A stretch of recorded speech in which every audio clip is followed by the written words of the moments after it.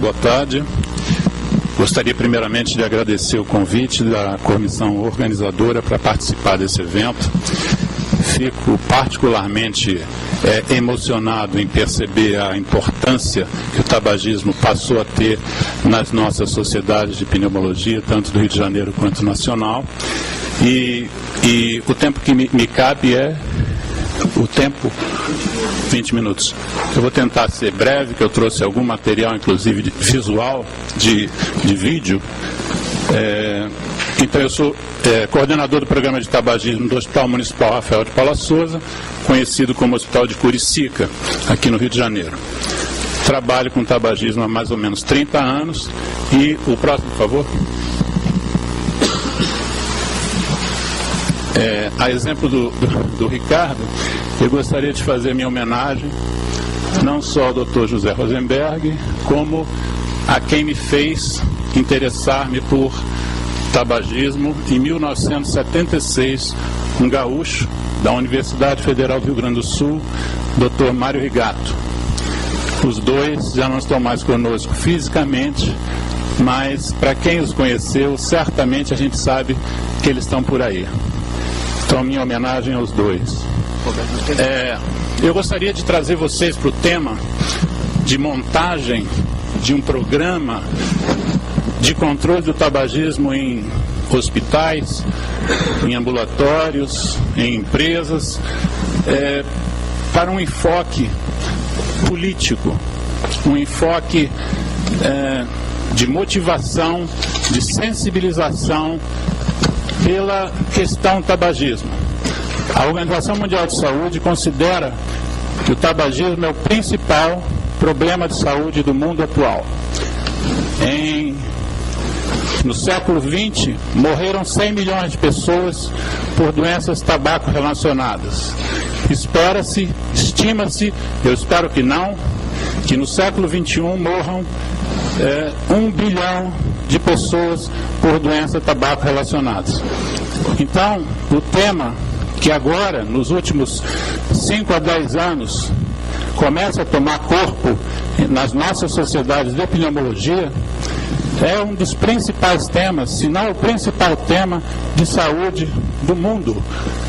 Ou seja, a minha participação aqui hoje, eu gostaria que fosse no sentido de convocar todos os meus colegas que ainda não estejam envolvidos com tabagismo, que se envolvam. E não se envolvam apenas atendendo pacientes, se envolvam convocando para esse combate todos os nossos colegas, de que especialidades sejam, de que categorias sejam, independentes se são médicos, independentes se são cirurgiões ou clínicos, pediatras ou geriatras.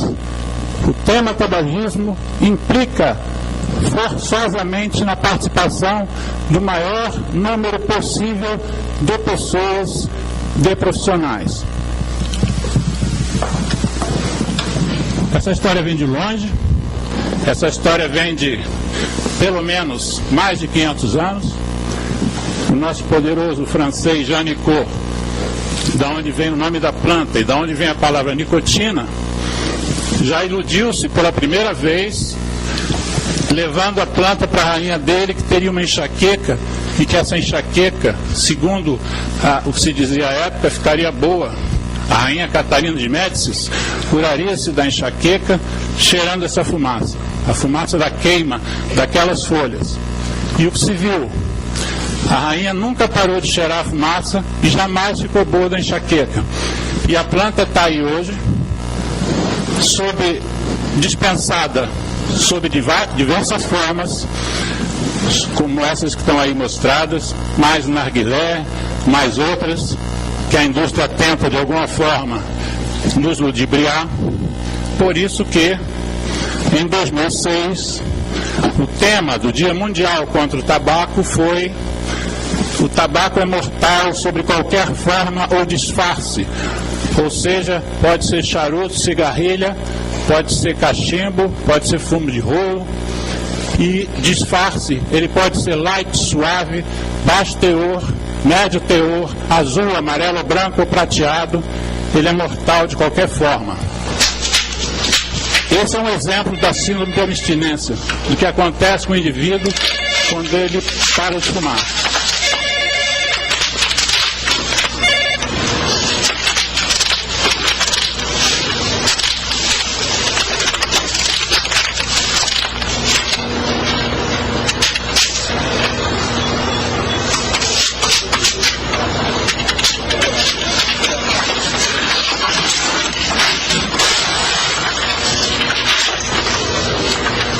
Quem já foi fumante sabe exatamente o que ele deve estar sentindo nessa hora.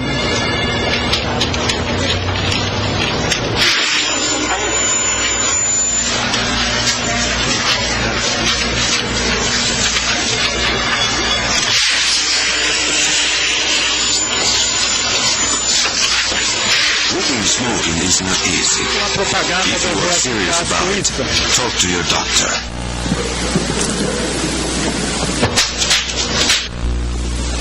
Esse aí é um trecho de Os Infiltrados.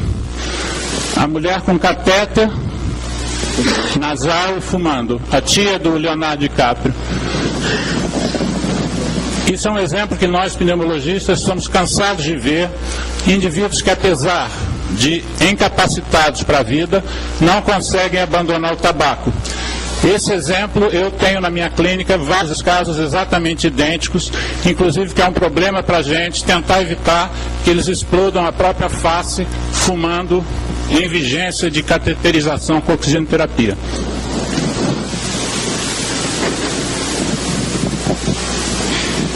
Bom, segundo esses dados recentes que eu obtive do INCA com o Ricardo e com a Tânia, a situação brasileira é a seguinte: nós temos no momento 25 milhões de fumantes no Brasil, o que é um mérito extraordinário, sobretudo da equipe da Comprev. Apesar de eu ser um militante do tabaco, apesar de eu ter participação nesse processo, eu rendo as minhas homenagens aqui de público a essa equipe pequena inicialmente, mas que fez com que a gente baixasse de 36 para 25 milhões no intervalo de tempo de quanto seria? 10 anos. 14 anos. É um mérito extraordinário. Entretanto, sempre tem um entretanto, se nós temos 25 milhões de fumantes e 80% gostariam de parar, 20 milhões desejam parar. Se só 3% dos fumantes param sozinhos, 19,4 milhões de pessoas no Brasil precisam de tratamento. E, segundo dados do próprio INCA, nos últimos 3 anos foram atendidos 44.269 pessoas, o que equivale a 0,2% do nosso total de 19 milhões e 400 mil fumantes. Ou seja, apesar de todo o esforço, apesar da qualidade do trabalho do INCA, das sociedades médicas e outras, em geral, apesar disso tudo, nós temos um gap extraordinário se nós não juntarmos mais pessoas para o front. Nós precisamos de mais pessoas estimulando que as pessoas parem de fumar. Sabe-se que 10% das pessoas podem parar de fumar sem tratamento, apenas com o aconselhamento básico, mínimo. Chegou para fazer um exame de Papa Nicolau. É recomendado que pare de fumar. Primeira pessoa pergunta: fuma? Para de fumar. Não precisa nem acompanhar. Basta sugerir. A autoridade do profissional de saúde pode fazer com que 10% dessas pessoas parem de fumar.